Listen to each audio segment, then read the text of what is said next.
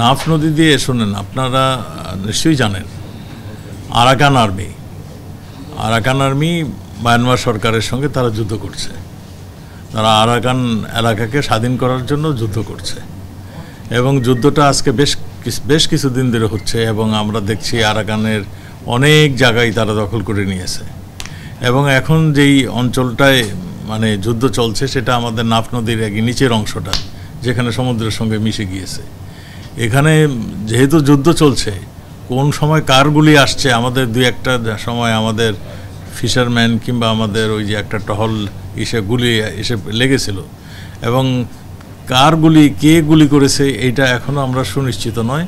তাদের সঙ্গে আমরা যোগাযোগ করছি, তারা বলতেছে তারাও মানে সুনিশ্চিত হয়ে কিছু বলতে পারেনি।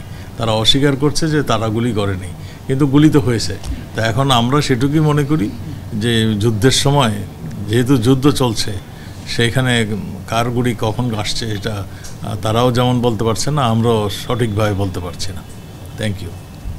এখন তাহলে সেন্ট মার্টিনের সাথে আমাদের না, সেন্ট মার্টিন নাফ নদীর ভিতর দিয়ে যে অংশটা, এই চ্যানেলের কিছুটুক অংশ মায়ানমারের খুব কাছে এবং কিছুটুক অংশ নাফ নদী দিয়ে গেলে ওই আমাদের ওই নৌযান ওই ওদের এরিয়ায় ঢুকে যায়।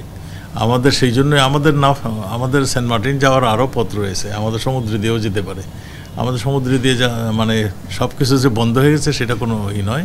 আমরা সমুদ্র দিয়ে বাইরে দিয়ে আমরা চলে যেতে পারি। তো সেই জায়গায় আমরা নাফ নদীটা, যেটা নাকি টেকনাফ থেকে আমাদের খুব ইজিলি আমরা যেতে পারি, সেই জায়গার মাঝে মাঝে এই গোলাগুলি দুই একবার হয়েছে, সেই জন্য এটা একটু রিস্কি হয়ে গিয়েছে, এটাই সাধারণে মনে করে। সেই জন্য একটু যারাই যাচ্ছেন একটু সাবধানে যাচ্ছেন। না, কোনো কিছুই হয়নি, কিছুই বন্ধ হয়নি, সবই চলছে ঠিকঠাক মতো।